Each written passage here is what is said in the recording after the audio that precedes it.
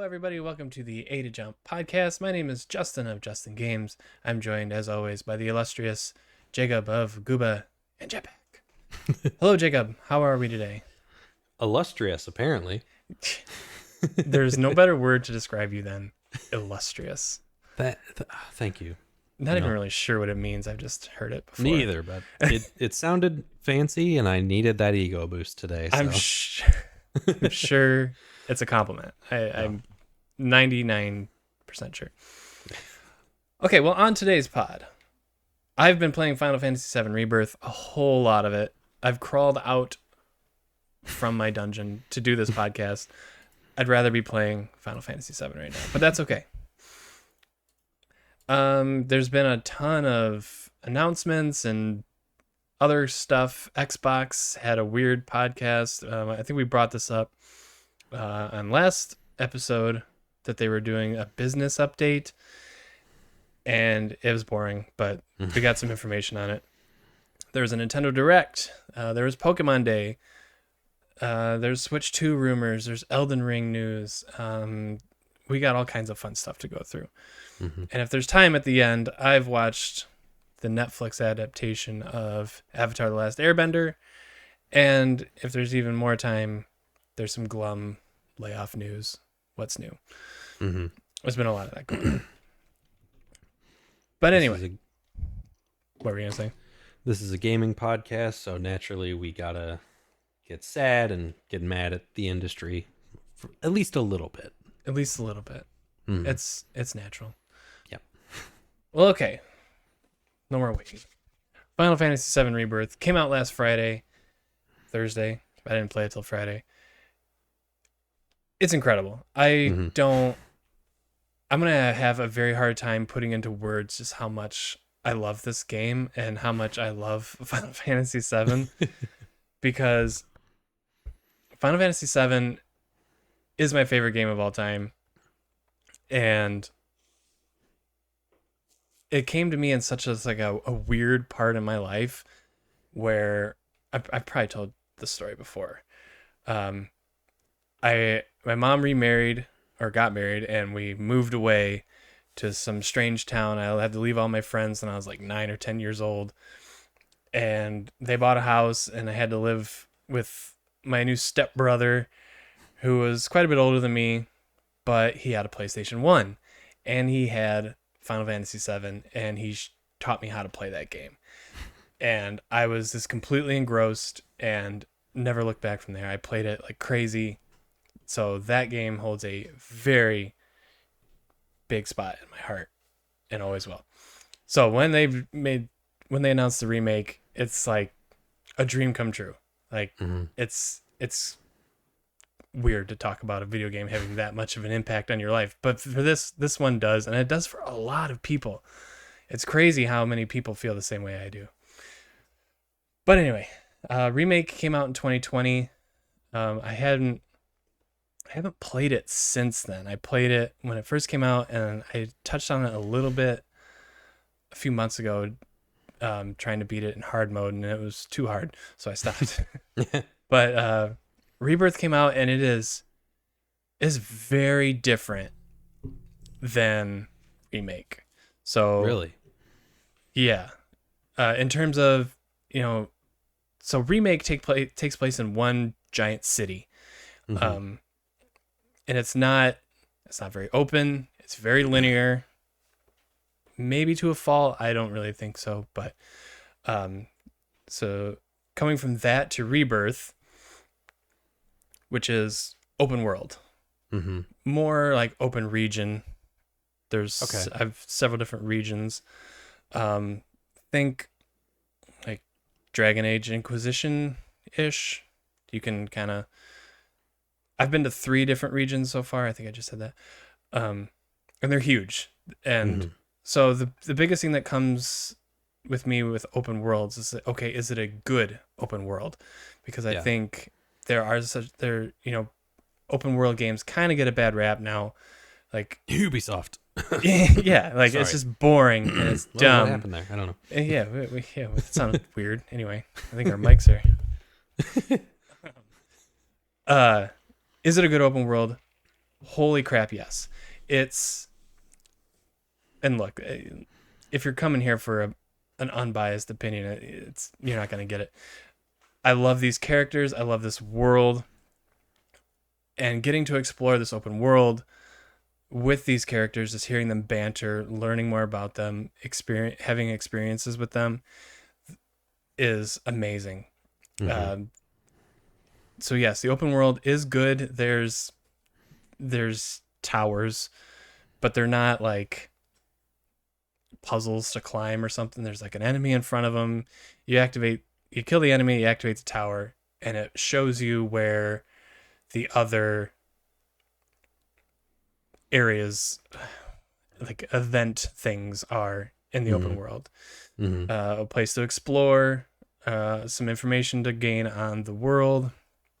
But as you complete these, or like um, combat, like a special enemy that you have to defeat, and there's certain like little goals in that fight that you have to try to get. And when you complete these, you build up a meter, like a world. I don't even know what the word is. It's a little meter for the region. And there's this character named Chadley, which is the worst name for anybody ever. He's a dweeb. He's like an android or whatever. Mm-hmm. But as you progress in the region, as you unlock more stuff, do more stuff, Chadley will like give you materia, which is your spells and abilities and stuff like that. So it's super worth doing all these just to get more materia, because the materia is where this game shines.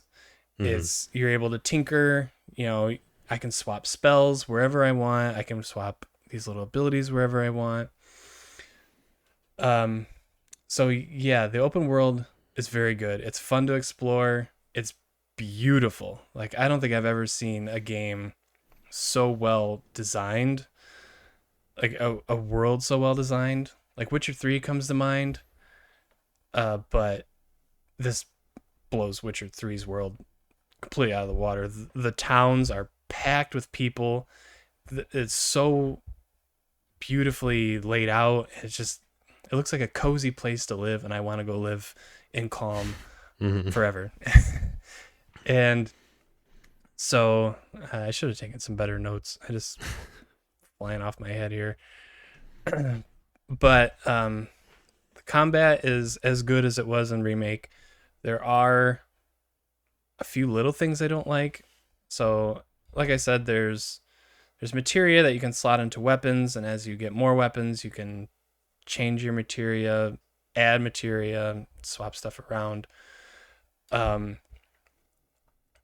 Every character has abilities that they can unlock through their different weapons and stuff like that. But during combat, especially like during the boss fights, you can be casting an ability, and the enemy can interrupt that, and that's extremely frustrating. Mm-hmm. So I don't. Do you know, you haven't played any of these? You haven't played Remake or anything, right? No. Okay, so combat is very unique, I think. You have an ATB meter, which stands for active time battle, I think. Mm-hmm. That fills up over time, or as you attack or get attacked, I think. And you have 2 ATB slots. And you have to cast spells, use items, use abilities using these ATB slots. Mm-hmm. So as you attack, it fills up faster. So you can use these you use the ATB meters to cast attacks or spells. And like your character has a casting animation, like they have to like stop what they're doing and like cast a spell or whatever. If you get hit during that, you take the damage, you don't cast your spell, and you lose the ATB meter. Mm-hmm. Which can be extremely frustrating. But it's done on purpose. I mean, because you can unlock certain materia that negates that, where you can get hit and not lose your thing. So I think it's just some sort of weird difficulty thing.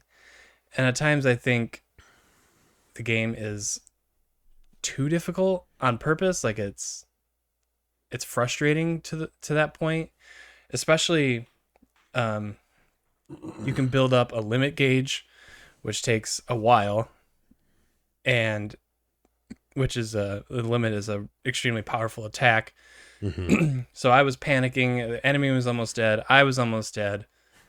So I'm panicking. I got my limit, and I just hit it, thinking that Cloud would jump to the enemy and then swing a sword. But no, he stands right there, swings a sword, not even close to the enemy, so the thing doesn't even hit him, and I die. So that's a skill issue. I'm very aware of that. But I think the game does itself harm in just weird ways. Like I don't think it needs to be that hard. Yeah. I don't know. If I could just be better, it's fine. But yeah, besides those little frustrating like the combat's like my least favorite part. Like I just like exploring the amazing world. I think I'm like 30 hours in, and I'm on chapter 7 or chapter 8. And I got through like 3 of those chapters really quick. They just kind of went bam, bam, bam. And so I was like 20 hours, and I was just starting chapter 4. So I don't know how many chapters there are, but I'm going to be playing this game for a long time. Yeah. It is, like I said, I'm struggling to put into words just how perfect this game is. It's so much fun just to roam the world. There's so many little mini games that are just silly, and that's what's so great about the world of Final Fantasy VII. It's so unserious at times, while still touching on extreme seriousness and on heavy themes and stuff. But Cloud 1 minute is contemplating his existence, and then the next minute you can go, I don't know, play a pirate mini game or something like that, where you can shoot targets. And there's like I just got to the beach, or I just finished the beach actually, but in the beach area there's tons. That's where you're supposed to like take it easy. Like you just had some traumatic or crazy stuff happen. Like we're here on the beach, we're gonna relax, So there's a lot of mini games. There's a pirate mini game where you have a gun, and there's like wooden targets that pop up, and you gotta shoot them. And then there's like a weird Rocket League thing clone. Yeah, I played Rocket League with the with Red 13, the dog. It's pretty cool. Maybe you've seen in the cuts or in the trailers, you can ride around on like little segways. Those are called wheelies. And don't know if I've seen that. Maybe I have. Yeah, it's and you get rewards for just cruising around on those. I think it's like 4,000 meters. You got an award. So I just went around in circles until I got that reward.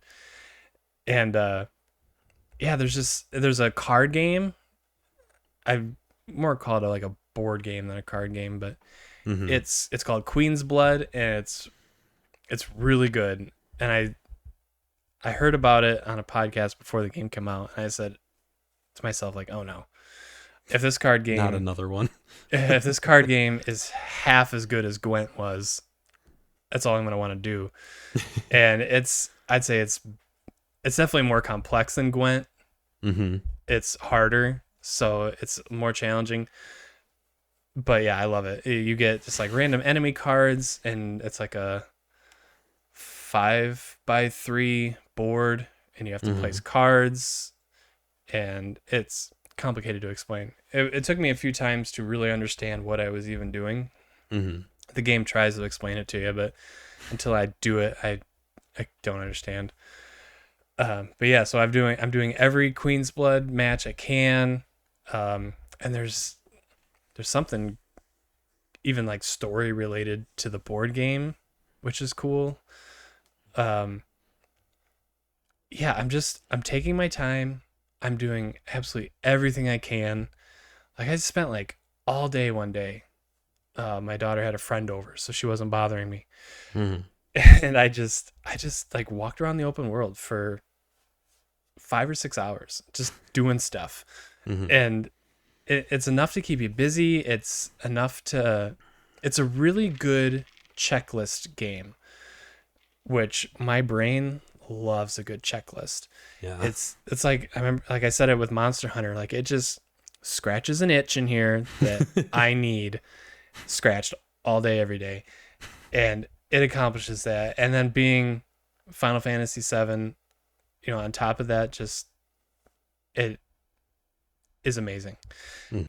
Final Fantasy VII Rebirth. Stay tuned. I'll be talking about it a lot, especially when I beat it. I'm sure I'll have a lot of thoughts on Yeah. where the story is going and all that. Maybe I can compose my thoughts a little bit better the next time I get to talk about this game.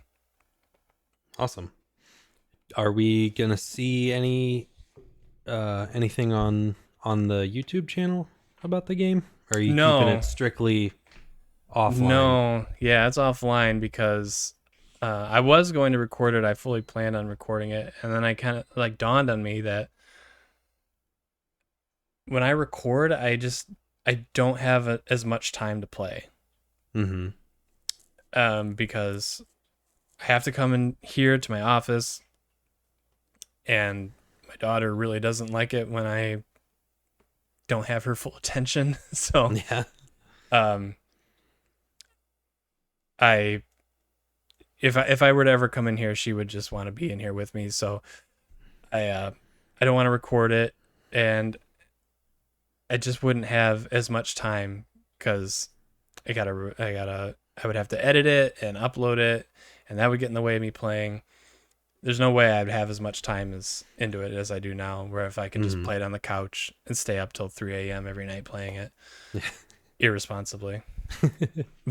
But yeah, so no, nothing on the YouTube channel, just because I want to be able to get into it as I can and beat it as take my time, but play as much of it as I can. Maybe in the future, like I'll um, play through the hard mode or something on the channel. Mm-hmm. That would be interesting. Yeah. Difficult.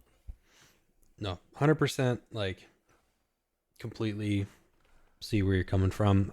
One thing that I found about like now that we're making content on video games, it's always kind of a struggle of like, should I like record this and like try and make it in, I feel like I should make it into a video, and then I'm like, but am I enjoying it as much than I Yeah. would be just playing it for me? And Yep. I think that's why most of the time I choose not to make videos about like games that mean a lot to me. Like my first few videos were all about The Last of Us 2, but I had played that game like 3 times at Yeah. that point. Yeah. Exactly. And like when God of War came out, I was like, I'm not gonna make a video on it. I'm gonna play it for 50 hours on my couch and just Yep. enjoy every second of it. Yep. And I got this new chair, and believe it or not, it's not very comfy. It's hard enough to sit for a podcast, let alone 6-hour gaming session. So yeah, sitting on the couch just with the big TV, it looks visually it's stunning, as Mhm. most PS5 games are anyway. But yeah, chilling on the couch, it's a good way to experience the game. I'm having more fun with it than that way than I would in here, sitting Yeah. in an uncomfy chair. Yeah, so There's that's that. there's absolutely something to be said about playing a game, especially like a, story-based game, single player on the couch, on the TV. Mm-hmm. Because, up until I think last year, that was the way I played everything, and it was awesome. And then I moved my PlayStation to my desk, and it's weird. Like, I don't get as excited to play things when I'm here because it just Mm-hmm. feels like a workspace. Yeah. And it's like I really miss being able to just like sit down on the couch and, you know, be more relaxed and like be able to experience something rather than like feeling like it's work, if that Yeah. makes sense. Yeah, I feel that for sure. I'm sure you do a lot of work at your desk. I mean, yeah, like this is also where I work, my Yeah. actual job. So like, See, I don't really have that here, mm-hmm. but yeah, like you said, I don't get as excited to come in here and sit and play a game. I like to go Yeah. sit on my couch with a warm blankie Mm-hmm. and some snacks, and I can chomp away, and I don't have to worry about my mic or anything like that. Yeah. And oh, I had a good point, and I lost it. Oh, and if I like have a half an hour to burn, I can just play a little bit on the TV. Like Mm-hmm. I can't come in here and record something for half an hour. I just don't feel like that's worth anything. Well, Jake, that's what I've been playing endlessly. Have you been playing anything new, fun, exciting? Uh, I have not played a whole lot in the last few weeks, but I have played a few things. So, Okay, let's hear it. first of all, I went and visited uh, my sister and brother-in-law for a few days, and my brother-in-law, um, who's a much better gamer than me, was playing a little bit of Elden Ring. Okay. Um, he's he's already beaten it, so he's doing like New Game Plus and getting uh kind of trophy hunting and stuff. And it got me, you know, kind of wanted to jump into that again. So started playing a little bit more Elden Ring. Um, I really would like to beat it and get into the DLC, which we'll talk about later. Yeah. Um, so I have been on and off grinding Elden Ring, just trying to level up a little bit. Um, and that's been fun. I don't think I'm full on Souls player yet, but I'm getting there. You're getting there. As we Um, established last week, we're pretty sure you're a Souls fan, man. I like them, but I'm not good at them Hey, yet. man. I I'm not don't good at know if Final I ever Fantasy will VII, so it's fine. be. So I played that a little bit. I was also, you know, on the road for work for a while, so I could only play things on my Steam Deck, which, as much as I love it, it's a great piece of technology. It's not great for every game. Um, there are some things that just, you know, like you need a full TV or PC, like you need a full experience with. Sure. Um, but with that said, I played a little bit of Ghost Runner, or Ghost Runner 2, actually, which I may have talked about previously. Yeah, I remember you Um, mentioning it. yeah. But that's been fun. That kind of reminds me of like Mirror's Edge, but with Mm-hmm. samurai swords and Cool. shuriken, or what's the throwing star called? Is that a Throwing Star, man. sure? Okay, Shuriken, I think. I don't know. shuriken. I don't remember, Throwing but Star. it's got throwing stars and samurai swords, and you get a few like not necessarily like magic abilities, but you get a few like you're some sort of like cyborg or something. So you Okay. get a few superhuman abilities, if you will. Um, it's been a lot of fun. I've been enjoying that.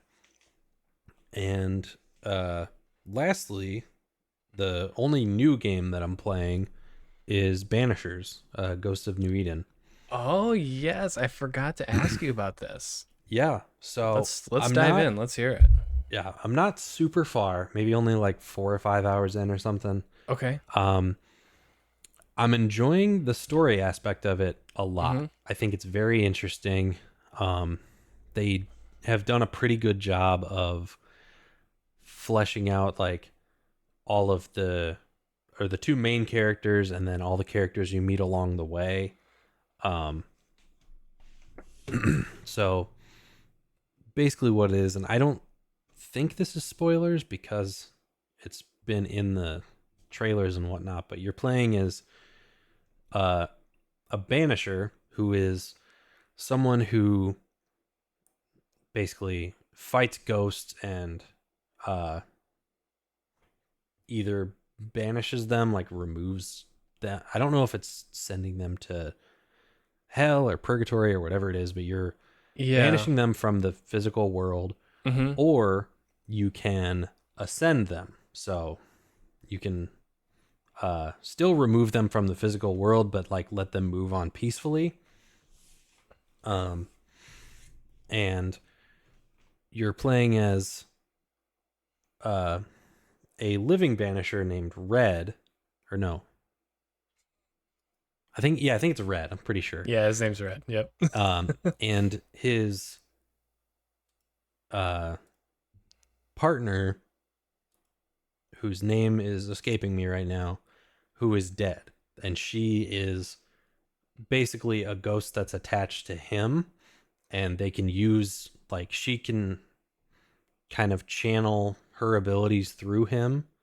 Um, so he has sort of like some supernatural abilities with that, and the main goal of the game is two things: is either is to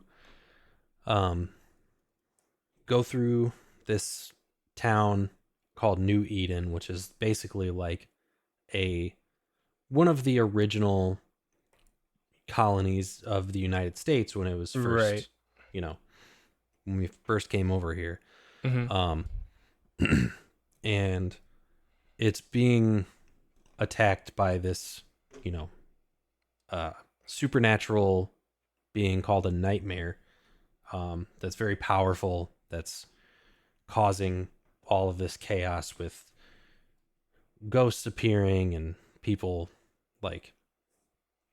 It's hard to explain. I'm doing a terrible job I at this. it's man, we're struggling today.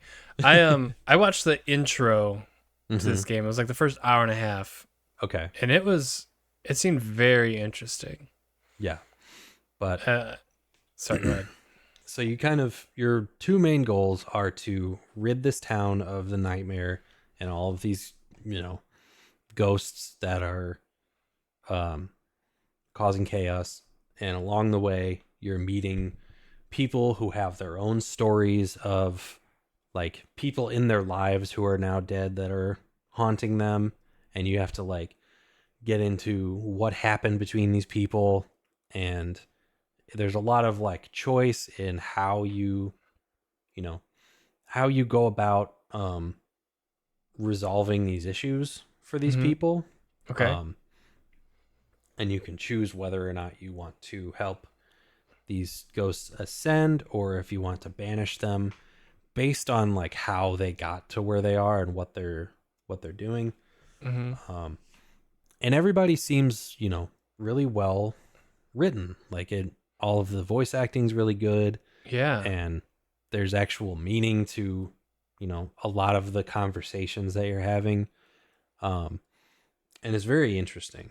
And then the other kind of main goal is to retrieve your partner's body and either help her ascend or try and bring her back, which is not something that can be done easily. You basically Okay. have to sacrifice like people in order to get their essence in order to bring somebody back. So it's like Ooh. this long running kind of what's the word I'm looking for?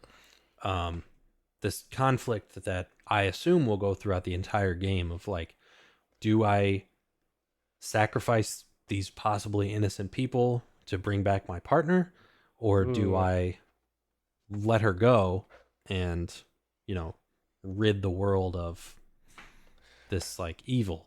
All right. um so with all that said, I really enjoy the story. It's a good, you know, it's what's keeping me interested in the game. Yeah. um the combat is boring. It seemed pretty boring from the video I watched. It's, and it makes me sad to say that, but it's the same thing that everybody who has reviewed the game has said. Like, the story is interesting, Mm-hmm. but the gameplay is just like, there's nothing like wrong with it, but it's just not that interesting. Like, It seems like a combat system we've played 100 times in yeah. like 2010. Hmm. Yeah. Just very much like, you know, sword fighting, dodge, parry. You get a couple like special abilities, but it's mostly just, button mashing square, and, you know, you build up your special ability meter that you can use once to like insta kill one enemy, and then start doing it again. And you can switch between the two characters. So like you can fight as Red, which I don't really know like what his like advantage is. Like he has a physical sword, so that's kind of his advantage. Although you're fighting ghosts, I don't really know what that has to do Don't with ask anything. don't ask too many questions. But you can switch to Antea, that's her name, I think. And yeah, Um, that sounds right. and she is stronger against like possessed spirits or something. Um, so you can like switch to her and like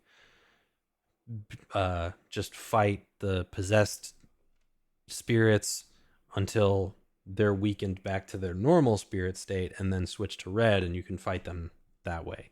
Like, so there's a little bit of strategy to it, but for the most part, it's a combat system we have seen probably hundreds, if not thousands, of times at this point. Like, Yeah, I kind of. It just seems like just get this over with and get me to the next narrative part, yeah. because yeah, the narrative seemed really interesting. Like you said, the voice acting is all really good. Hmm. There seemed like there's like dialogue trees and stuff like that. You can talk to all these people as much as you want. It seemed right up my alley, honestly. Yeah. It seemed like a pretty interesting story. Yeah. So It's something that and I very rarely am I on this side of this conversation, but where I tend to think that a lot of movies or show or books or shows could be really good video games. I think this is a video game that would make a better movie, TV show, book series. Like, yeah, I could see that. it's it's a really interesting concept, and it's really well acted and written, but the it doesn't need to be a game, if I'm being honest. Sure, unless they were to add some sort of really cool combat Yeah. mechanic, because you Hmm. can look at other narrative games like Last of Us. Um, I think you could say that combat system is very good, Hmm. but the story is, I think, is where people are there for, Yeah. So it's like you got to be able to branch the narrative parts, well with combat parts, and maybe that's where Banishers falls the shortest.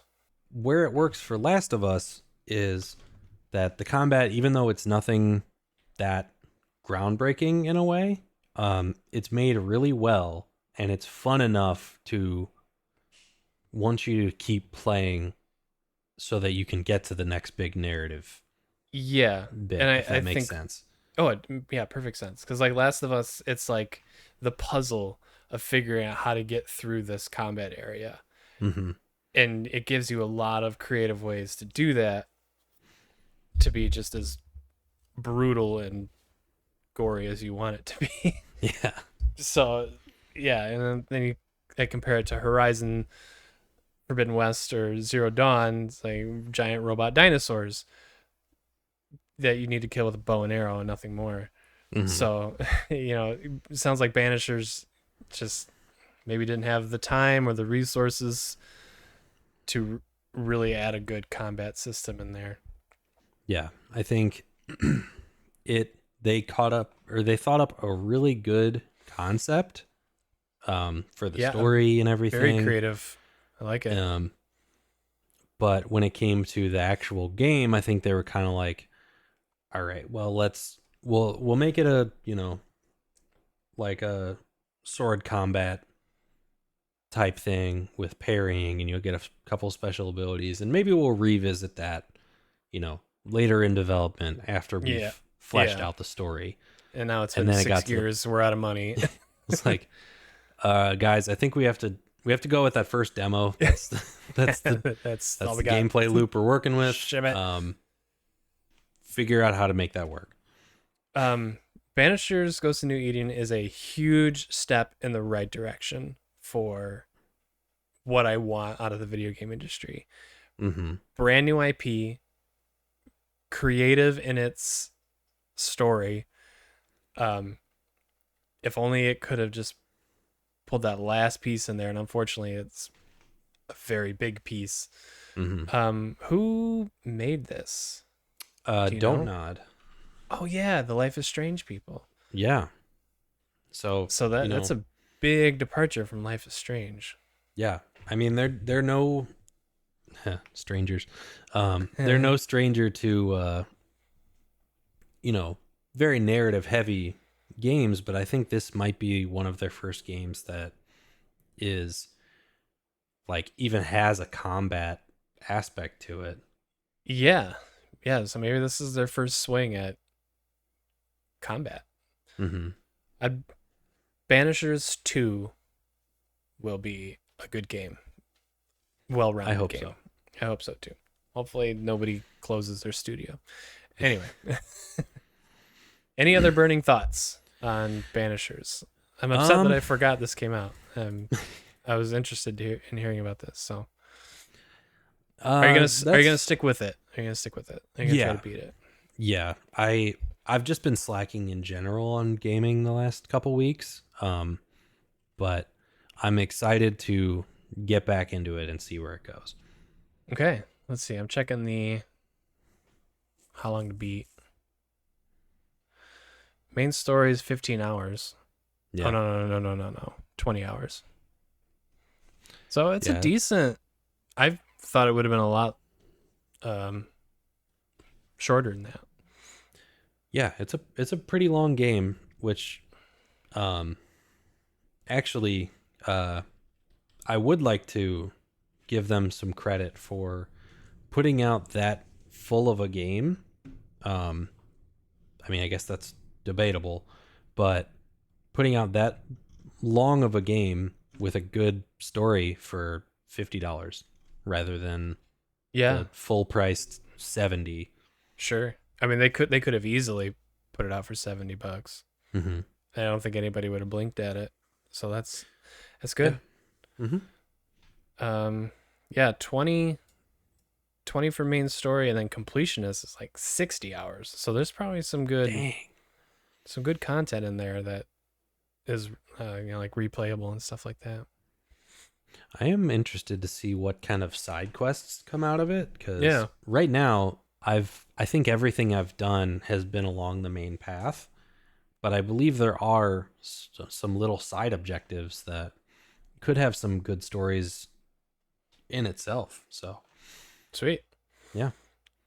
Okay, I'm anxious to hear more about that from you. Yeah, for sure. Hopefully next time I'll have if not beaten it, I'll have more of an update for you on how it's going. Sounds good. And I'll come back with Rebirth stuff too. Oh yeah. It'll be a date. It'll be fun. All right. So since you kind of brought up Elden Ring, let's just jump into that. Yeah. So the DLC for Elden Ring had already been announced, but no release date or anything. We finally got that. Elden Ring Shadow of the Erd Tree comes out June 20th this year. I never touched Elden Ring. I really have no interest in touching Elden Ring, so this is gonna be your show here. Mm-hmm. What do you think? Did you beat? You said you didn't beat Elden Ring yet, right? I have not beaten Elden Ring, although I have played a fair bit of it. I think I've got like 50, 60 hours in it now. Yeah, I think that's like a 150-hour game. Yeah. No problem. And I have seen probably more than I should have on on YouTube about the story, and I know kind of everything that happens at this point. Yeah. Um, which I never expected to play it at all, really. So I'm not that upset about that.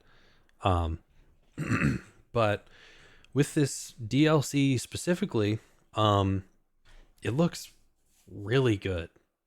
Okay. Like I normally, so if we haven't mentioned this already, that they have a price for it. It's $40. That's an expensive That expansion. is steep.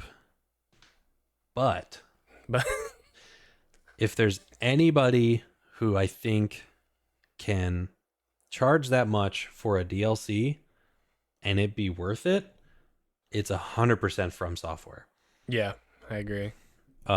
Just looking at the trailer, I think the trailer itself was like 2 minutes or something, and there are so many new bosses, which is the appeal of those games. Like, Yep. 100%. seeing what the new bosses can do in the new challenge. It looks like there'll be some new abilities, or at least abilities that I haven't found yet. Like and some new weapons. I have no idea what the story aspect is going to be. Sure. Did I hear right? There's like a new character isn't the right word, like a new class or something like that. Or There did might be. Maybe I heard that wrong. I can't remember. Yeah, that's very possible. I'm wondering if this will where this will fit with the Elden Ring story. Like, Okay. if this takes place after you beat the game, or if maybe this is some sort of prequel. I'm not really sure. But the fact that it's been over 2 years now since the release of Elden Ring. Yeah. So they've put a lot of time into this, and from what I've seen, it looks like there's going to be a ton of content. So I almost would look at this more as like Elden Ring 1.5 rather than like just a DLC. Oh, for sure. This is an expansion in every way. Mm-hmm. I think you can get. I think you can get the like the bundle that comes with the original game and the DLC or and the expansion for only like $50. I think that's how to say it. Yeah. So if you've never played the game, for $10 extra, you get probably another 60 hours of. Oh geez, get another like more. 60 hours worth of gameplay. Yeah, that's pretty crazy. And so this is something I didn't know, but apparently it's a new region too. It's called the Land of Shadow.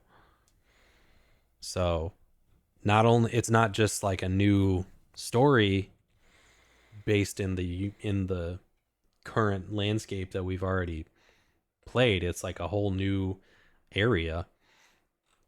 So I'm not sure if like it all takes place just in that area, or if it will go back out into the main world. But either way, like, they probably could have made this its own game, or probably, yeah. So, but I'm pretty excited. I really want to try and beat the main story before this comes out. I doubt I'll be able to. But either way, like, I'm always just, even though this is the only From Software game that I've even put any time into, I'm always excited to see what these games turn out to be. Mm-hmm. I thought you played a lot of the PlayStation one. Bloodborne? Yes. I've played the opening hours of that game probably like 3 or 4 times. Oh, okay.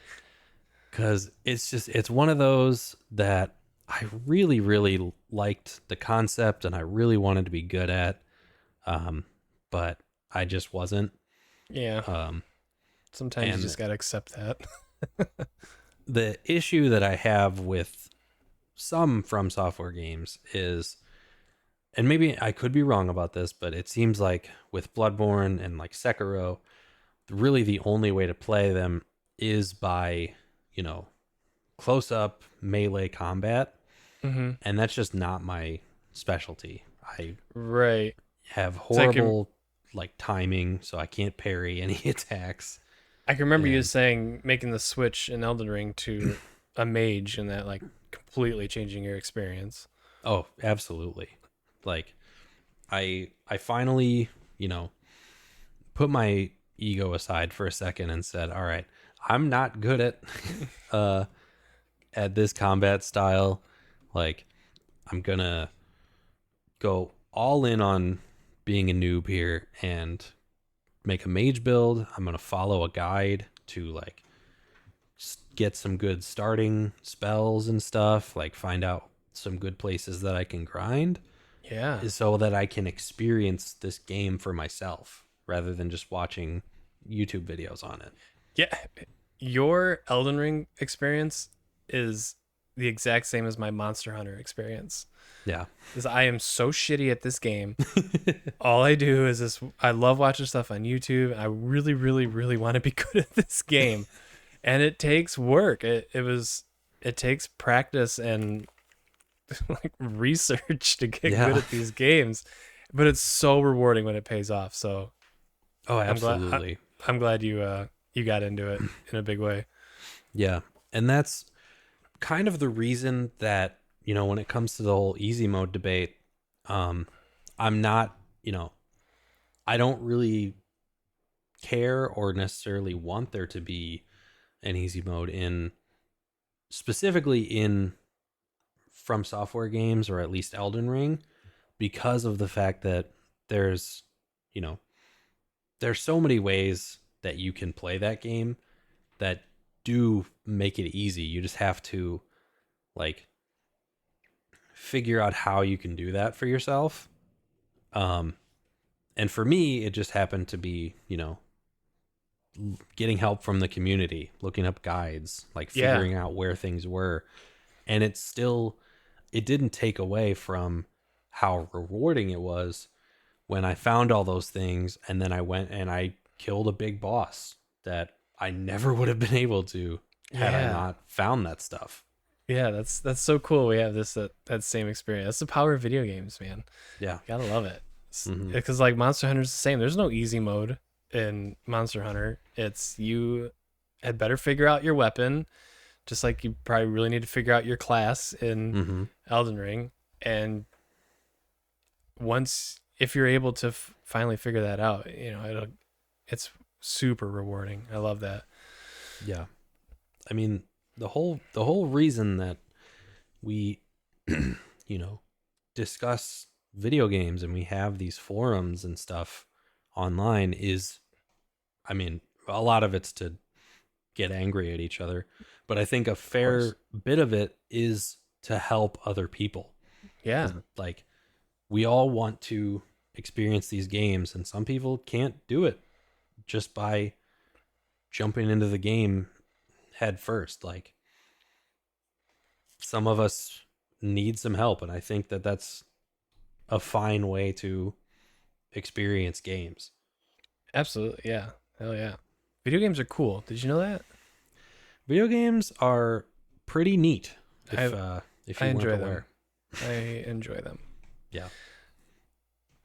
Okay, yeah. So January or June 20th that Mm-hmm. comes out. Jake, you got 3 months. You can beat it. Oh God. Fly through Banishers and then start chipping away at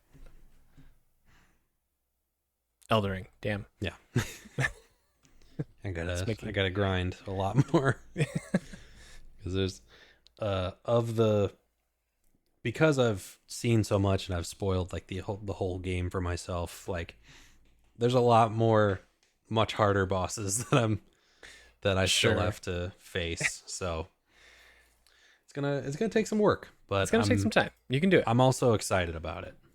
I'm not ashamed in Monster Hunter to like if I'm struggling with a certain monster, just search,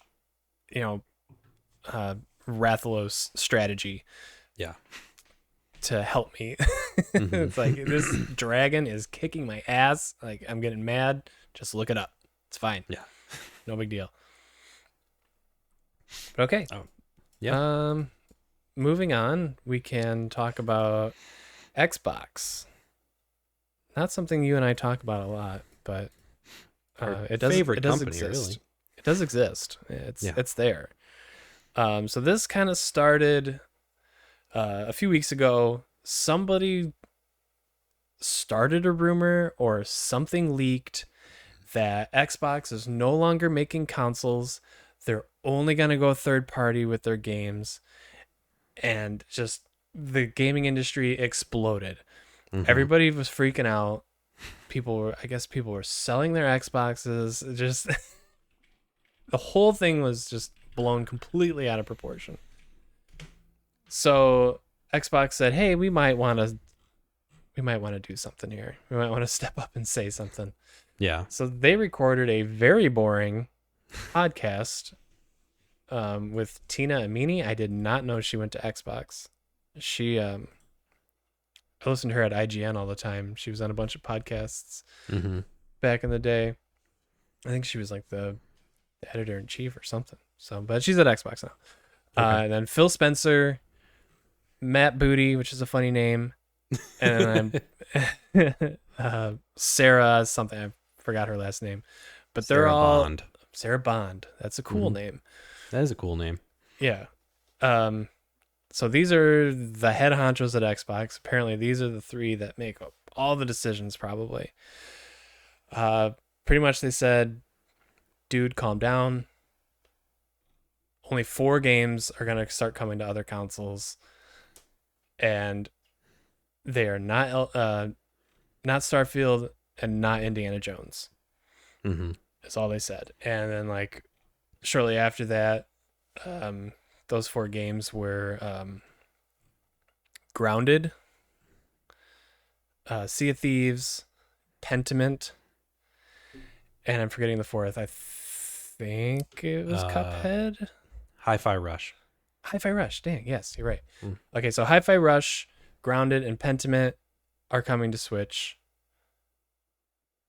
and PlayStation, I think. And then Sea of Thieves is coming to PlayStation. So those are the 4 games. Nothing to panic about. Yeah. 12 people are going to play Grounded. Pentiment's been out for like 2 years already. Sea of Thieves is very popular. So they just kind of said, why not? Why not? We'll make more money if it's on PlayStation. Yeah.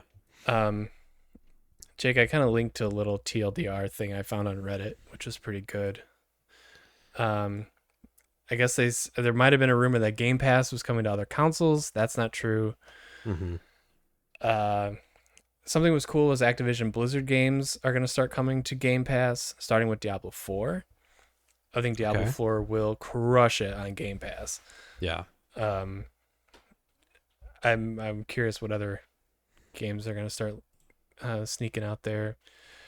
Yeah, there's a bunch of corpo speak. We need to expand whatever's changing this and that. I don't know. Phil Spencer's very upset they don't have as many good exclusives as PlayStation does. That's the long and short of it. Yeah. He doesn't want console exclusives. Sure, of course you don't, because it's bad for your business. Yeah. You made a bad Halo game as like your one chance to start redeeming, and people didn't like it. So, sorry. Yeah.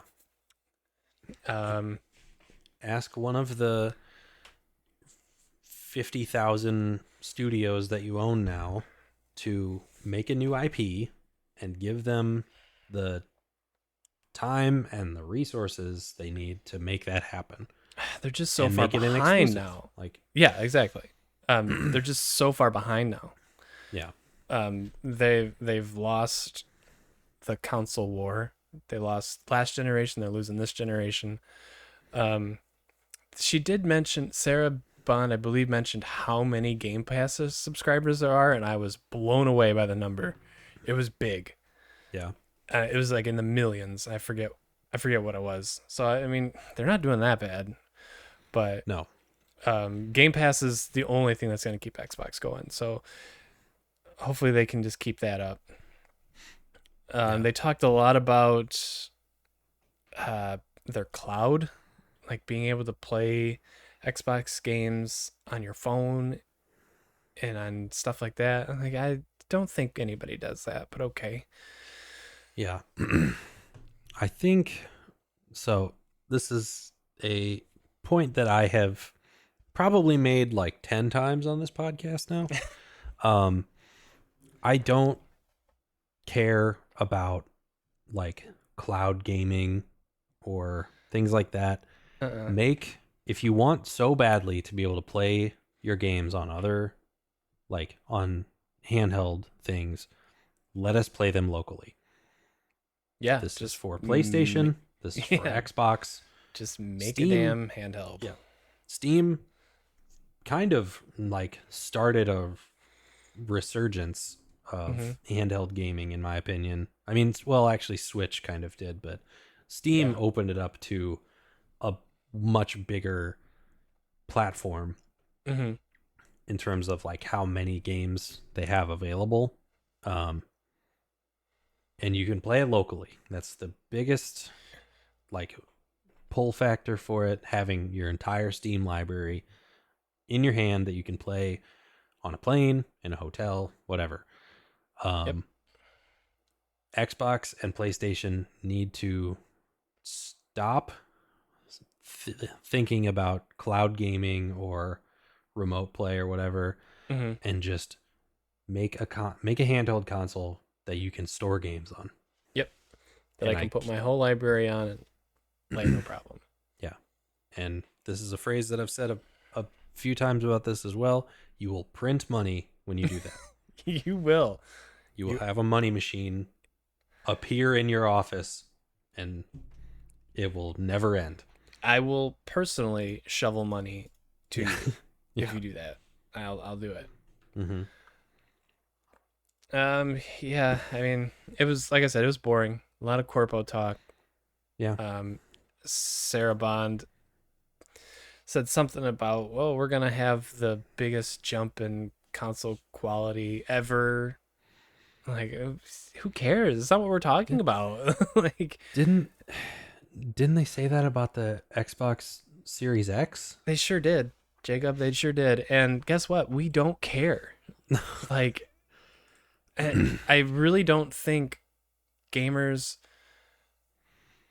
care enough to have like their visuals look that good. If they do, they already have a PC, Yeah. that can push 2160 or whatever it is, I will 4K and all that.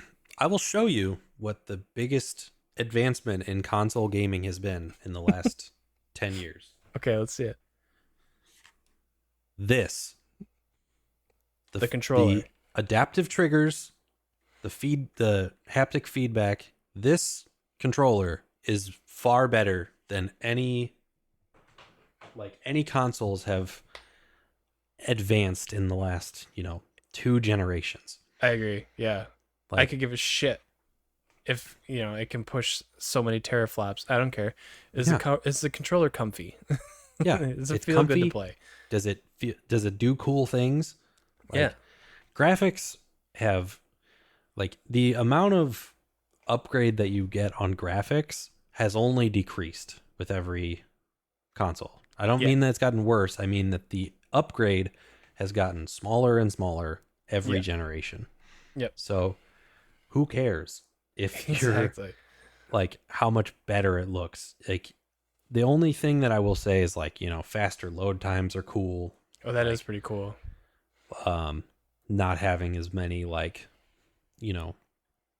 hidden loading screens and all that stuff. That's all cool and good, but make the actual process of playing the game more fun. And people will like it. Yeah. Let me make my own background again on PS5. Yeah. That's what I want. Oh, I forgot about all the great themes that there used to be on PS4. Yeah, that was pretty cool. Oh, Can't do that now on PS5. We downgraded in that aspect. yeah. Not cool. I miss Not cool. God, I miss my PS4 so much. Sorry, I'm just on like a having a nostalgia trip about having okay. like the original PlayStation theme music as my background for PS4. Yep. I think I had a Last of Us one at one point. Like, do shit like that again. Yeah, like developers would give them away for free all the time too. Yeah. And then Horizon Zero Dawn had one for getting the platinum trophy. Now that is cool. Yeah. The background sucked, but it was a cool idea. Yeah. And it like let you change the icons were all changed too. Come on, Sony. It was just fun, man. Why'd we go back? Let us have fun. Let us have fun, please. So Xbox fans, take a breath. Everything's gonna be fine. You're gonna be okay. You're gonna be okay. Matt Booty, he's gonna take care of you. Can always trust Matt Booty. You always trust the booty. Okay, so after that total mess, we had a Nintendo Direct. We did. It was fine. Yeah, I want to hear your thoughts on it. If there's anything that piqued your interest. The first game that I'm finding as I'm scrolling through this article is Arranger, which was like a puzzle game, but you're almost sliding the world in like a Rubik's Cube type of fashion. Like you're kind of scrolling across this world, and as you move, the world moves with you. Mm-hmm. It was really, I don't know, just, it looks fun. It reminds me of like Bloxers. Do you remember that game? Yes. Oh my God, I forgot about that. Yes, it visually not even close, but just the way you kind of like move around the world, it reminds me of Bloxers. And yeah, that looks pretty cool. I might check that one out. That looks fun. Yeah.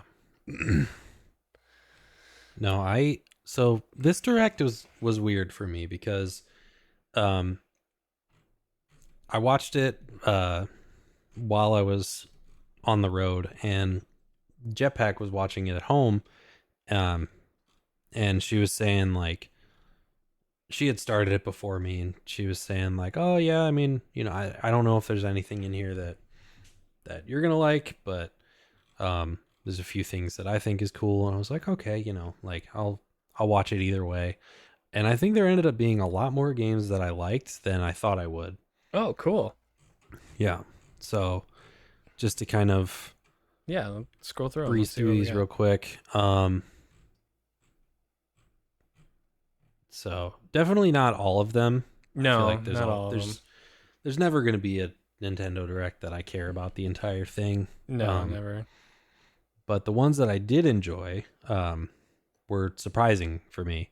Okay, let's hear it. Disney Epic Mickey Rebrushed. A lot of people are excited about Epic Mickey. I have never played the original because I believe this is a remaster of some kind. But it looked fun. It looked like I love 3D platformers. Like, Mario Odyssey and all of them. Yeah. And it looked kind of like something like that. I don't really know what the painting abilities necessarily are, but it just looked like a lot of fun. It does look pretty cool, not gonna lie.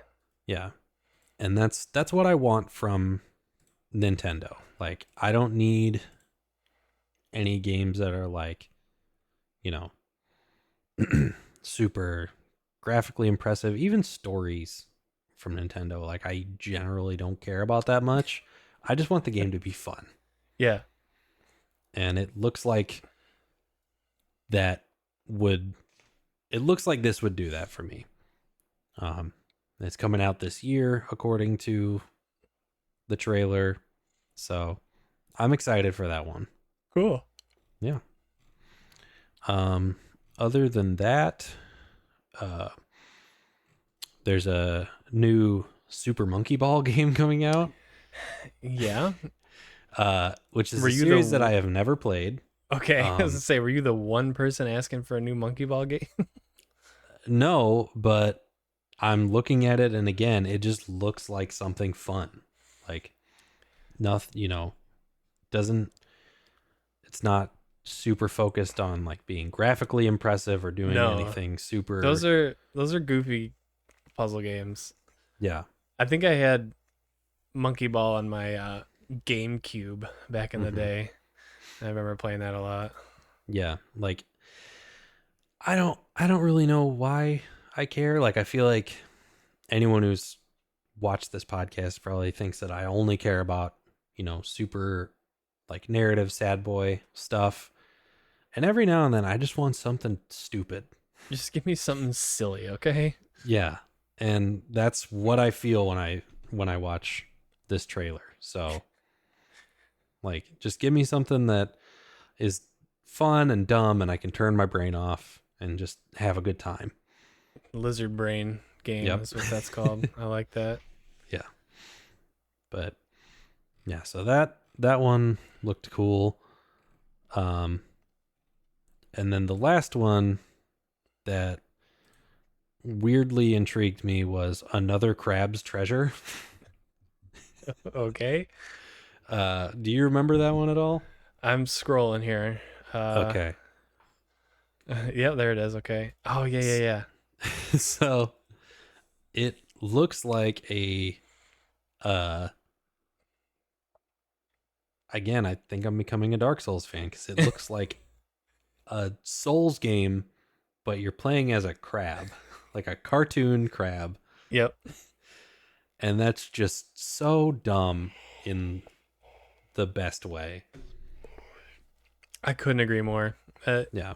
I do remember seeing this. It looks, it does look pretty good. Yeah. Like you can like choose different, I assume you're a hermit crab and you can choose different like objects to be your shell. Hmm. Um, and I assume that they probably like, I don't know if they're all like cosmetic or if they have different abilities and stuff, but it just looks fun. Like, I just It, want ju- to have fun. just give me something, some silly fun, okay? Hmm. Um, let's see. As far as me, we got another Unicorn Overlord trailer. I think Hmm. they like announced a demo, Hmm. which I have not tried yet. I don't really like demos. I'd rather Yeah. just play the full game. Like, I know I want to play the full game, so I'm just gonna play it. Hmm. Monster Hunter Stories is getting remastered. Monster Hunter Stories 2 is already on Switch, Okay. but the original came out for 3DS, and it's kind of rough. Hmm. The guy I bought my 3DS from gave me Monster Hunter Stories Oh, with really? it. Yeah, and I tried it and like, wow, this is hard. But Monster Hunter Stories is a Monster Hunter game, but has a story, if you can believe it. Hmm. Um, Normal Monster Hunter games famous for their stories not being very good, Yeah.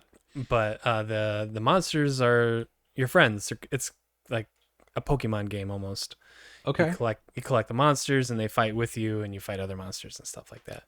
Okay. Yeah. I did, yeah, it's pretty cool. I played Monster Hunter. I played the demo for Monster Hunter Stories 2 years ago, Hmm. and it was kind of fun. It had a rock paper scissors uh, combat system, turn based, which is fun. Hmm. Let's see. So I'm looking forward to that. Shin Megami Tensei 5 is getting an expansion, I guess. I never played that. I probably should. I'd probably like it. Let's see. What else did I like? Pocket Card Jockey Right On. Now you want to talk about lizard brain. I guess this has been out. I think it's a mobile game, but they're putting it on Switch, and it's just I don't really know what it is. But it's like a card game, but you're also controlling racehorses. Okay. Yeah, I there's a demo. Now this is something I'd probably try a demo for just to see if it's any good. But that looks cute and fun. That's a Game Freak game. Did you know Oh, that? I just no, read I that in don't this think I did. article. It Game says Freak, Game let's Freak's go. take on Solitaire was a cult hit on the 3DS. Oh, it's a 3DS game. Okay, it's not Yeah. mobile. It did go to Apple Arcade last year, so Was mobile. Okay, I'm not yeah. wrong. hmm Let's see. There was one more. Maybe not. Endless Ocean Luminous was like their one more thing. hmm I'm not really sure what this is, other than you're just a scuba diver and you're swimming around in the ocean. Yeah. Exploring cool stuff. I'm not sure if it's fictional or not. It kind of doesn't look like it. I think it's just like a very relaxed exploration game. I don't think there's any like combat or even like conflict. I think it's just like, yeah, swim around, look at some fish and Yeah. stuff. I saw this and instantly thought of my daughter, who is obsessed with ocean creatures. hmm So she will definitely love this. Oh yeah. Hopefully it's on PlayStation or something too. It's gonna look way better. Yeah, it's putting out a so one of the um YouTubers that I watch put out a video after this direct and said something along the lines of like, I don't know why you would put out a game that's really the only pull of it is like graphical Uh-huh. or the visuals of it Hmm. at the end of the Switch's life cycle. Yeah, Like, I don't either. especially for it to be the one more thing of this direct. It was like, you know,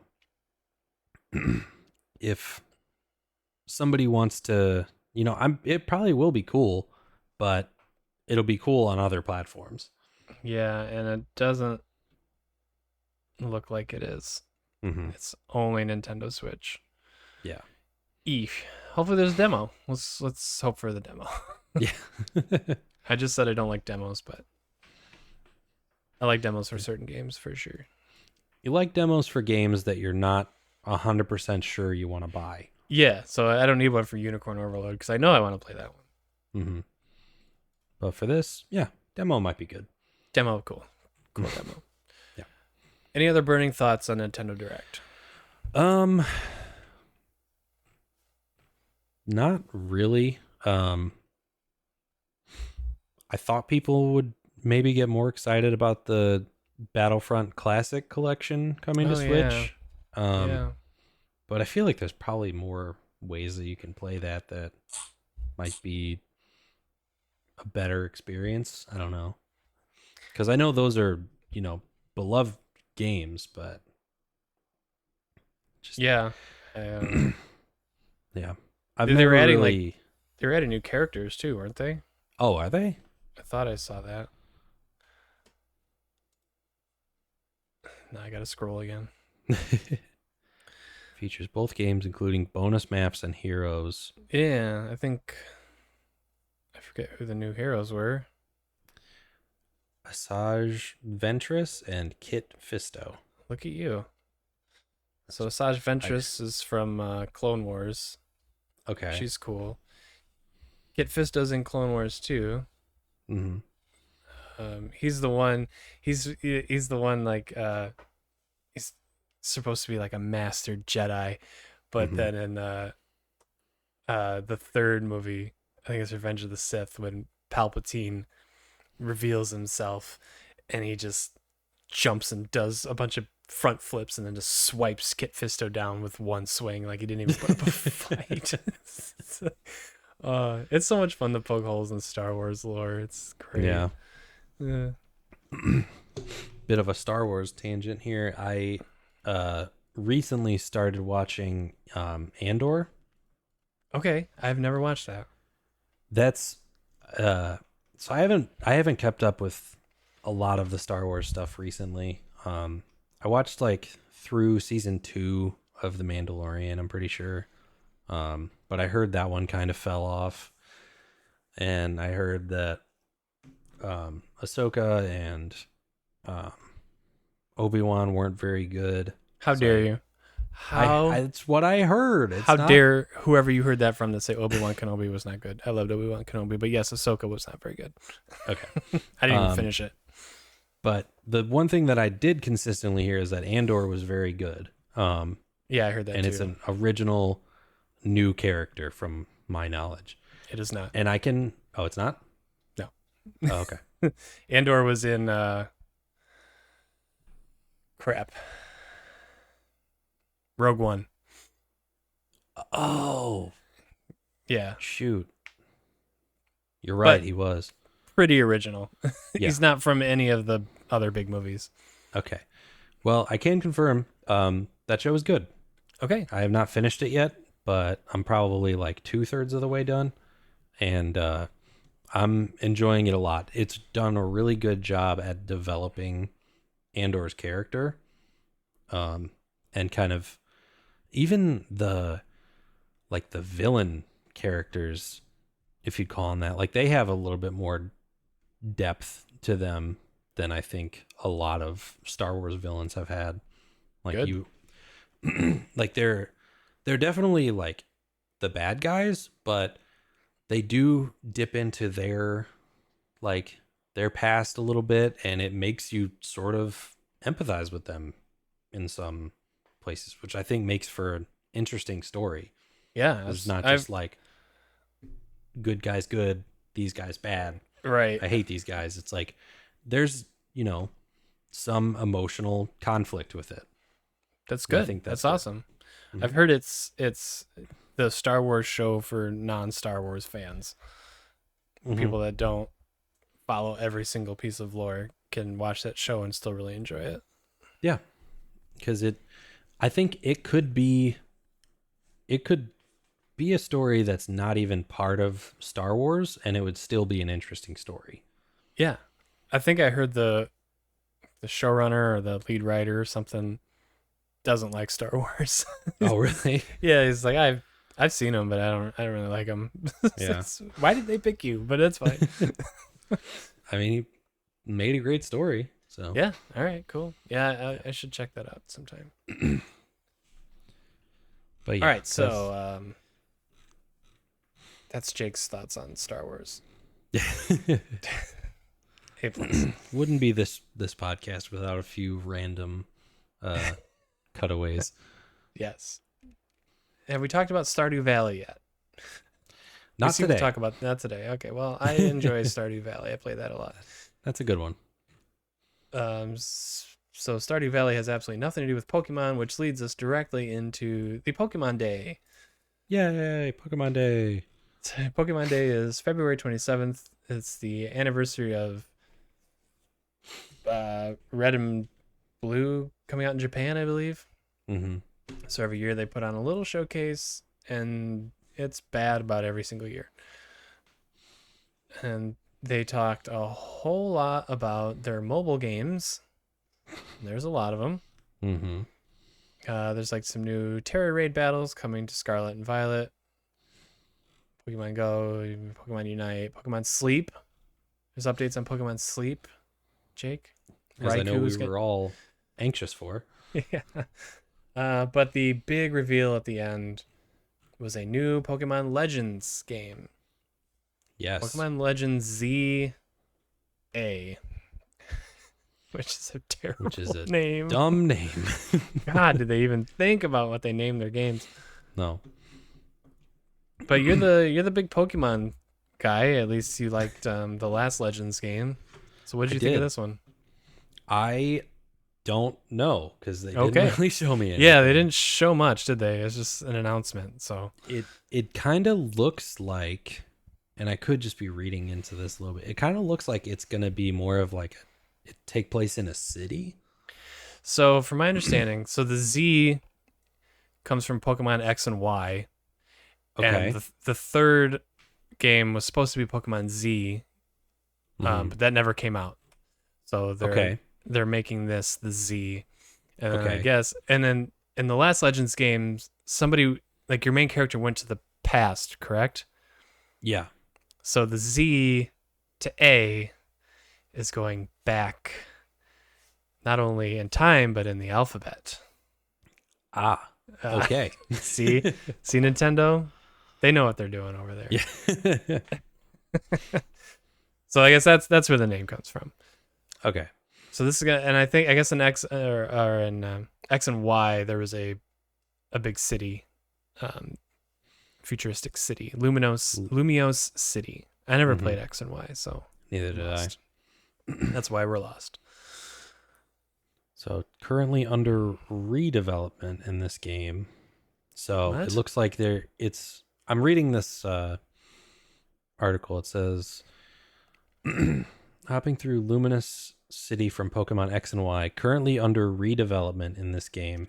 It looks like Oh, the city, the not the city game. is, yeah. Okay, like what? Yeah. So the city is being redeveloped for this game. Um, I'm hoping with it being Pokemon Legends specifically that they'll take the Legends route of having it be more open world ish. Mhm. I'm I sure hope they they will. do I don't a see little why they bit wouldn't. better of a job on this one, but Let's rein it together, shall we? um, and it says coming out in 2025. Do you think possibly perchance this could be a launch title for the new system?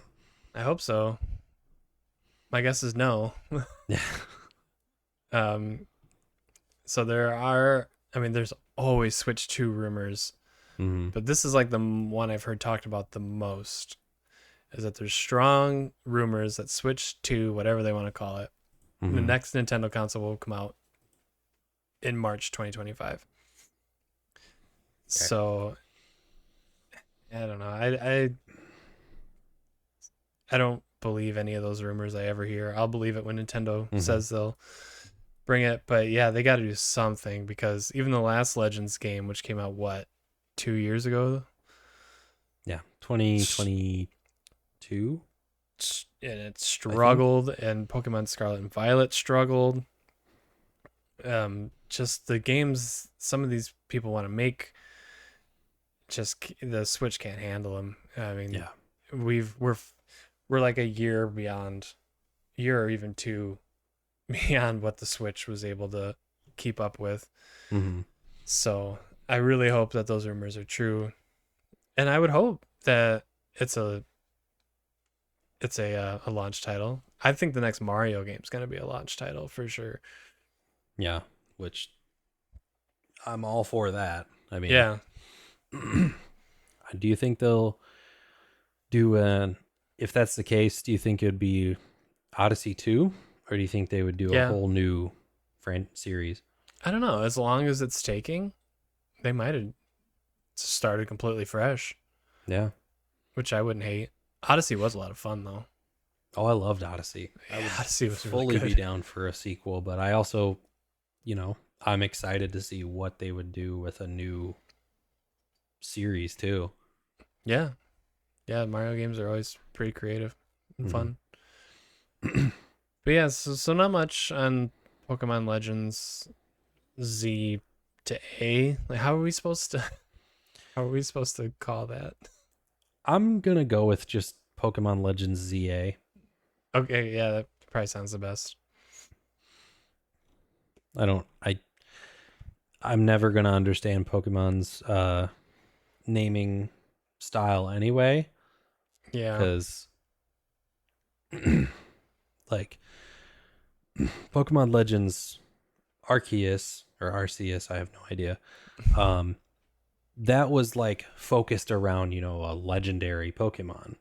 Um, with now, like, you would think that they would kind of keep going with that, and like each new game would have a different legendary as like the main focal point or whatever. Mm-hmm. So this one was like, okay, they're not doing that. They're just going with whatever now.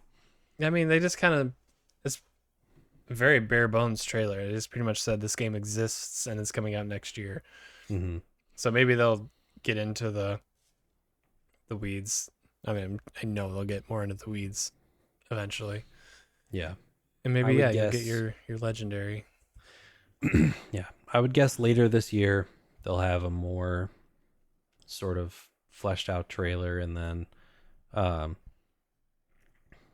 gonna, keep my fingers crossed that they come out and they say, actually, this is being developed for Nintendo, insert new console name. And, Super Switch. yeah.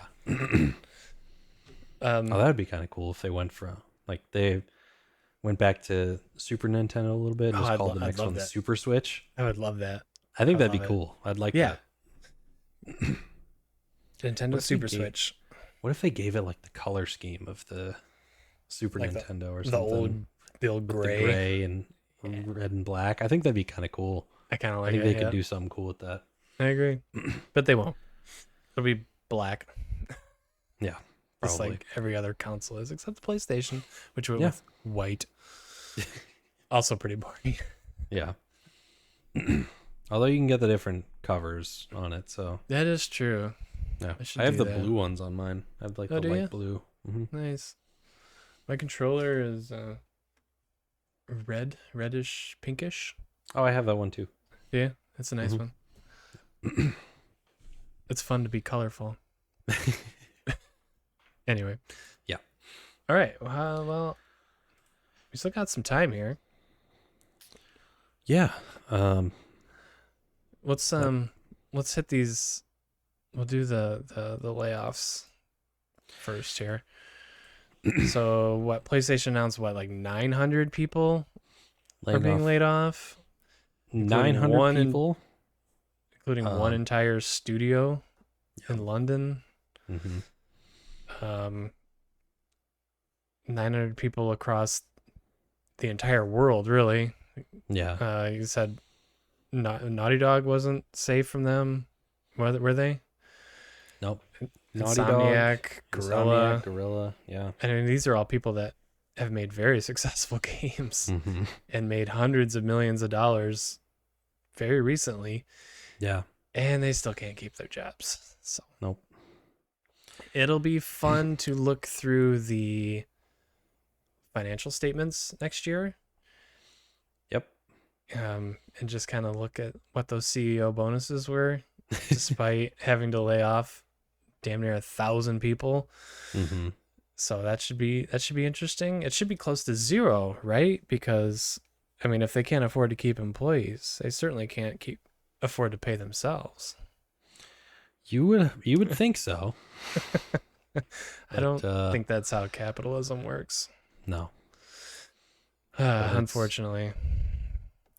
It's becoming a very scary trend in the gaming industry. I feel like every other day we're getting news about some studio shutdown or layoffs. Yep. and- EA just had to lay off a bunch of people, I think, Yeah. or chose to lay off a bunch of people. Hmm. I mean, this isn't news. It's been happening constantly for the last 2 years. Yeah. I think there were like 10,000 jobs last year that were cut, and this year already we're at like 6,000. Hmm. So by the end of the year, who knows where we're gonna be at?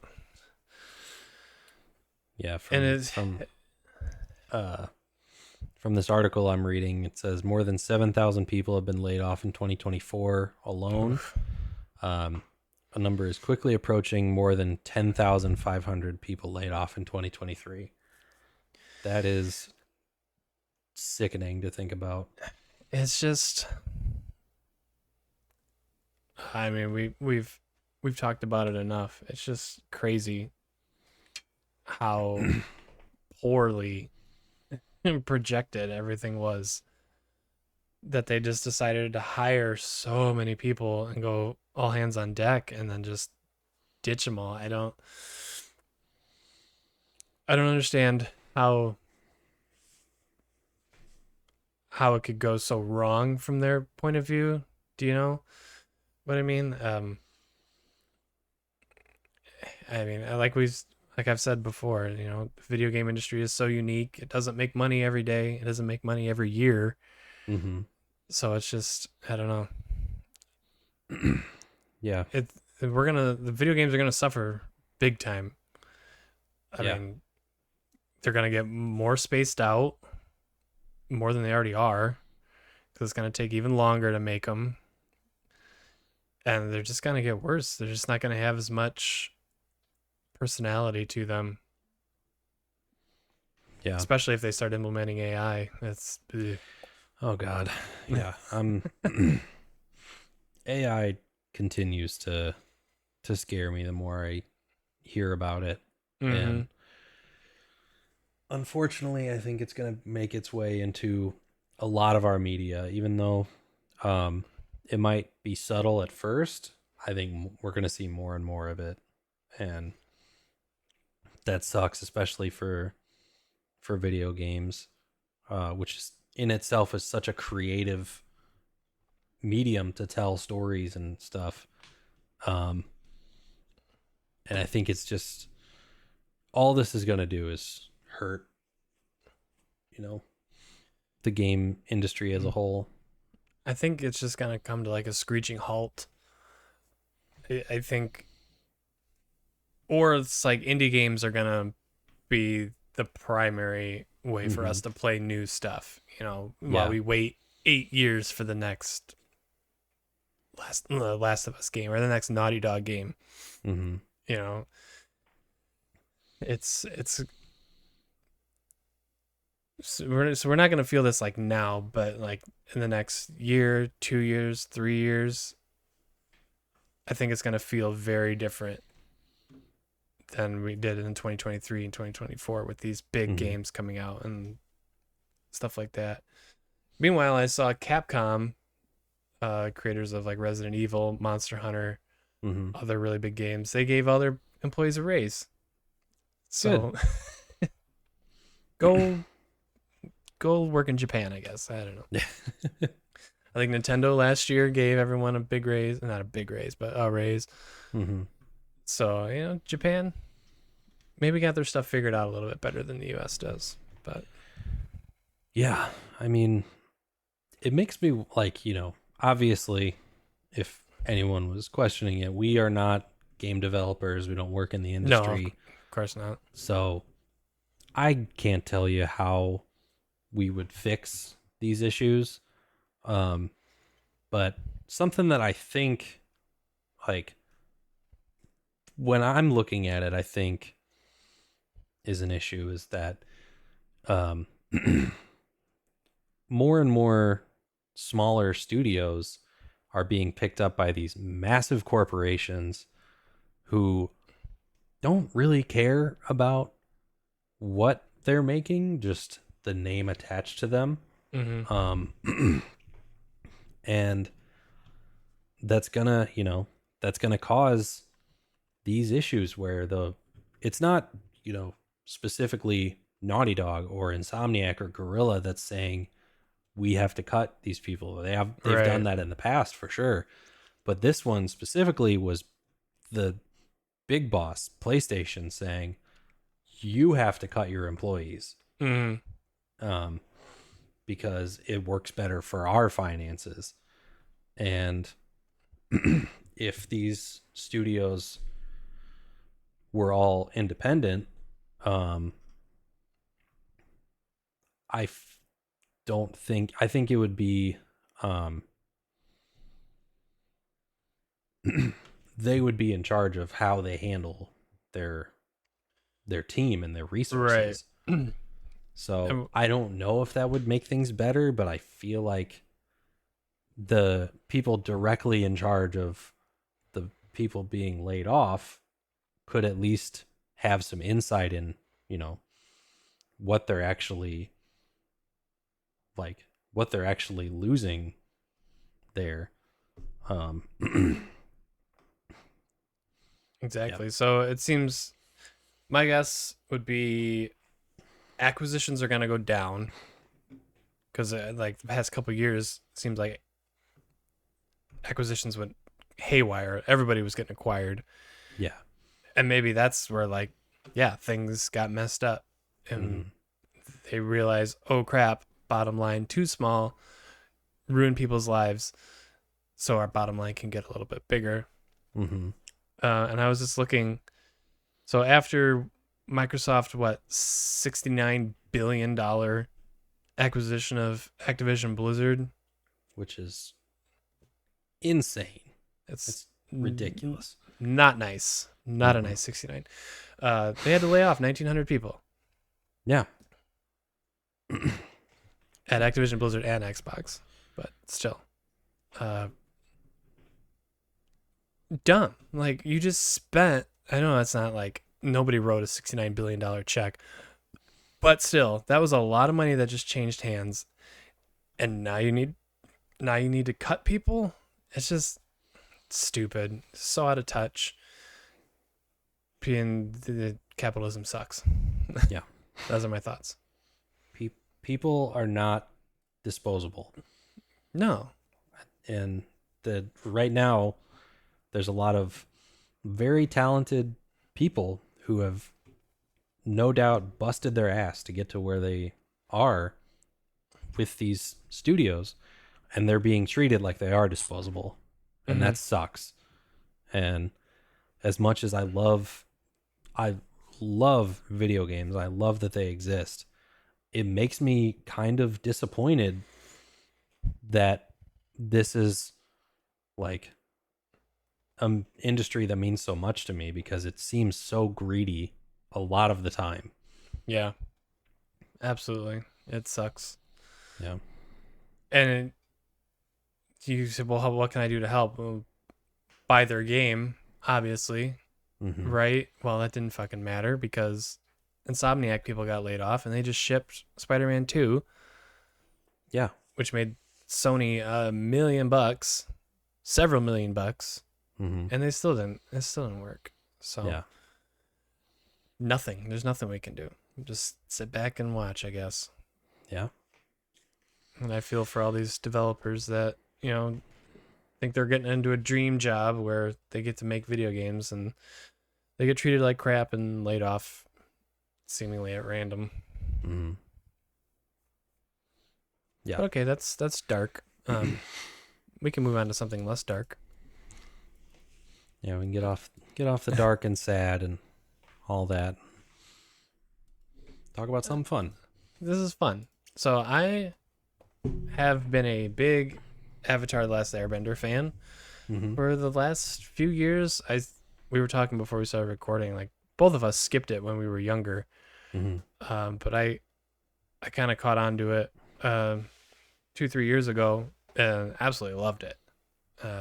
The cartoon is one of my favorite shows ever. Yeah. Well, Netflix just released their live action adaptation of The Last Airbender, and I really, really liked it. Yeah. And so I know you were saying you just finished the cartoon. Mm-hmm. What were your thoughts on that? Oh, it's fantastic.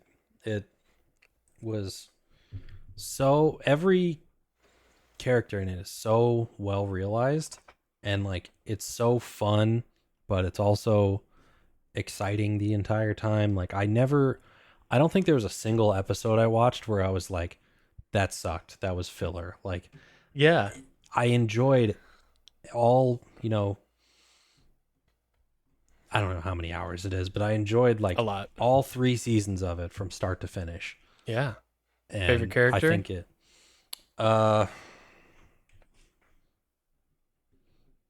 honestly, probably Toph. I do love I Toph. love Toph. She's so funny. She is. I like Sokka a lot too. I don't know. There's a lot of characters that I I mean, really They're all enjoy. good. They're all Yeah. good. I think my favorite is Zuko though. I Oh, think he's Zuko's great. I think Yeah. he's got one of the best villain arcs Hmm. in media. Um, yeah, so I love Zuko. The uh, the adaptation was good. Um, I think the thing I had to keep in mind a lot was in the cartoon they're kids. Aang is Hmm. 12. The others are Hmm. like 15. Uh, so they got kids to play these roles, and it's Yeah. probably a lot of them like their first big time acting role. Hmm. And sometimes the acting's a Yeah. little hit or miss. Um, but they all grew on me as it went on. Yeah. Like the first episode, I'm like, oh geez, okay, Hmm. this might be rough to get through. But by the end, I loved them all. They did very well. Um, they stayed pretty accurate to the cartoon. Hmm. They changed a few little things here and there, but nothing big. Um, yeah, Zuko's great in that too. I thought the casting was really good. Uncle Iroh is amazing, which I Hmm. feel like would have been the hardest to cast for because he's such a strong presence in the cartoon. Yeah. They And they needed to get that right. they definitely did. He's really Hmm. good. Um, yeah, I'm excited for more. I just saw they got renewed for seasons 2 and 3. Okay. I would encourage you and Jetpack to definitely try it. I mean, Yeah. it's good. It's definitely more mature. Hmm. I think they realized, hey, a lot of these kids that loved Avatar when it was on TV are grown up sad boys now. So let's let's show them some genocide and all that kind of stuff. Yeah. So yeah, it's definitely dark, but it does it really well, and it's a lot of fun. I Hmm. hope you guys watch it, and I'd like to hear your thoughts on it. Yeah. I mean, I flaw that I have is I tend to like take the opinions of people I see online, um, that I like watching and I respect. I take them a little bit too seriously sometimes. Um, so when I started seeing things come out about this and people were saying like, yeah, it's not that good. Um, it doesn't live up to the cartoon, which I don't know how you do because it's. I'm pretty sure the cartoon is fig. It I can't say words. I'm figured. I'm pretty sure the cartoon is considered one of the best, not just kid shows, but shows of all time. I would agree. It is a fantastic world with fantastic lore and Hmm. stuff like that. Yeah, 100%. Yeah. So that's a very high bar to cross in general. Like, I don't Hmm. think you're going to beat the cartoon. But if you look at it as its own adaptation, Yeah. it probably, I'm sure it has its own advantages and things that it does well. Um, so I think we definitely need to give it a try. I need to Hmm. stop focusing so much on what freaking YouTubers Yeah. tell me. Trust your buddy. And Trust your buddy, okay? yeah. And So like the cartoon is exactly that. It's a cartoon, mhm, and it has the liberty of being, silly at times. It has its anime tropes. yeah. It's goofy in that way. It's um they kind of did away with all like the crushes that they all have on Hmm. each other, which I was fine with because these Yeah. are literally children. Hmm. But yeah, so where was I going with that? Um the live action just couldn't really have that. So they did away with that kind of silly anime stuff. It's still Hmm. funny, it's still goofy, and it's still like touches on some very serious tones. And I think it, Hmm. it does it really well. I got choked up more than once. And Yeah. I never get choked up and stuff. Hmm. Um, but yeah, it's 10 out of 10. Why not? I'll give it a 10 Yeah. out of 10. I loved it. The things that I didn't like about it, not important. As much as important as the things I loved about it. It was amazing. Mm-hmm. So one question I do have on it is because I felt like before the release of it, there was a lot of information about the, the direction they were going with certain characters that was coming out, and people were not happy about. And one of them was that they changed Sokka in a way that he, in their words, wasn't as sexist. Which I never in the cartoon. I always saw Sokka as he's,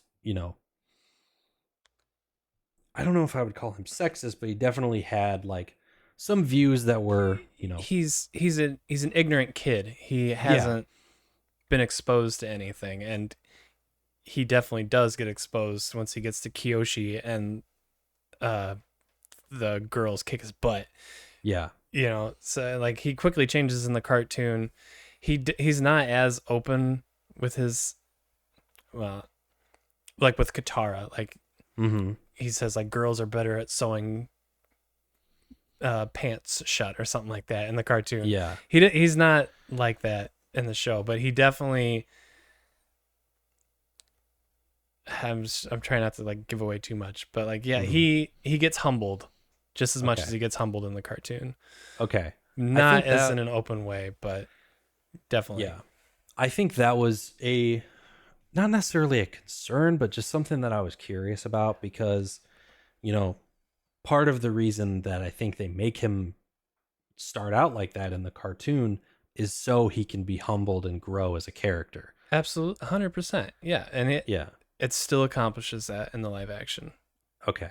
Yeah. Because the way that they described it was, I think people, as they do on the internet, took that statement and just blew it completely out of proportion and said they're completely changing his character and all this. And no, not at all.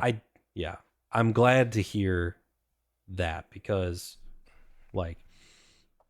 as much as it is an adaptation and I want them to take liberties that make sense for a live action show, I think the thing that I was hoping they would get right still is just the general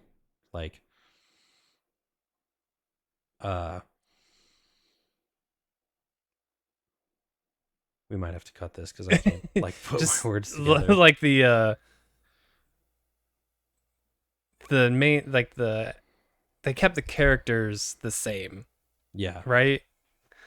The essence of the characters. Is that the right word? Yeah, okay. I'm struggling to think of the word too. But yeah, 100%. They don't go changing anybody. Katara still has her battles with being a woman and being an extremely powerful waterbender. So yeah, I remember seeing that too, and everyone saying, "Oh, they removed all the sexism." And no, there's still plenty of sexism, so it's fine. Yeah, you won't be disappointed in that. Yeah, and it's not for people who haven't seen either show. I want to just reiterate that we're not saying that the sexism is something that we enjoy about the first, just about the cartoon. I don't know what you're talking about. I do. Okay, well, no. You can get canceled then. But we're saying it's part of the character growth as people starting with these views and being, learning and growing throughout their journey. Yeah, because not only is Sokka sexist, especially with his sister, but he's also just a punk. He thinks, his dad left him in charge to defend the Southern Water Tribe. So he takes that extremely seriously to the point where he squares up with Zuko and, and he has no right to feel that way. He's not some badass. So he gets humbled in that way. and has to learn that he's not some awesome fighter. He needs to learn how to be a fighter. He can't just be that overnight. Mhm. So yeah, like I said, Sokka gets humbled. Katara deals with her own battles with being a woman. Mhm. It still has that essence, like you said. It still has all that stuff. Aang has to deal with what it means to be the savior of the world, even though he doesn't want to. Mhm. Zuko still has to deal with him being banished and all that stuff. And yeah, it's perfect. I loved Yeah. it. I couldn't find any other than, like I said, the acting being a little iffy, but they're kids. Like, just calm down. Yeah. They're Give them some time. yeah, they're gonna be like Freya Allen, who played Ciri in The Witcher. Season Mhm. 1, little iffy, but she got really good in season 2, and even better in season 3. Mhm. Like, they're just kids. Like, give them a chance. It's their first big acting role. Yeah. They'll get better. Okay. Yeah. I'm glad to hear it. We will give it a shot. Cool. I am curious. And we don't need to go into like spoilers or anything, but like Mhm. is the first season of the adaptation, like, does it line up with the timing of the first season of the cartoon, or okay. Yep. Yeah, it ends at the Northern Water Tribe, just like in the cartoon. Okay. So, Okay. and Cool. yeah, that fight scene, live action, is so cool, dude. I'm getting goosebumps just thinking about it. I want to watch it again, honestly. Okay. Yeah, they did a really good job. Mm-hmm. Okay. Cool. Well, I will say right now that we will check it out. Good. Tell Jetpack. Yeah. I don't know when, Yeah, right. because we're always making our way through different shows and stuff like that, but eventually we will watch it and we will talk about it on here. Sweet. That's the first new show I've watched in a long time. Mm-hmm. I haven't really been watching a lot. I watch a lot of YouTube. Yeah, that's YouTube has definitely become my main source of entertainment, especially when I'm traveling. But yeah, I'm excited to have a new show that I can get invested in. Yeah, absolutely. Well, all right, Jake, unless you've got anything else, I think that's an episode. I think that's about it. I'm excited to get more into Banishers and talk about that. I'm excited to hear more about what's going on in the Final Fantasy world. Yeah, I'll try to gather my thoughts a little bit better for next time. And I can actually put together a formal like review, I guess.